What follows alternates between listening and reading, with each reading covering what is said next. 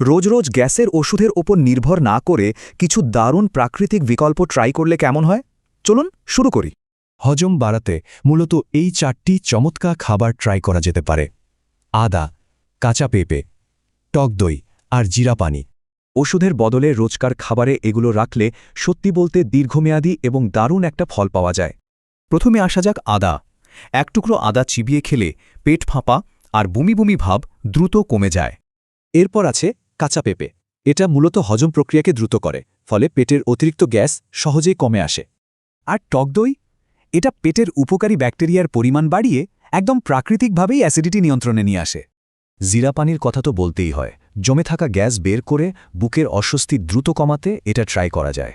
বুঝতেই পারছেন, প্রতিদিনের পেটের সমস্যা সমাধানে এই প্রাকৃতিক উপাদানের প্রতিটিরই রয়েছে সুনির্দিষ্ট ও দারুণ কার্যকরী ভূমিকা। শেষ করার আগে একটা প্রশ্ন: দৈনন্দিন খাদ্যাভ্যাসে এই তালিকার কোন জিনিসটা সবচেয়ে বেশি ট্রাই করা হয়?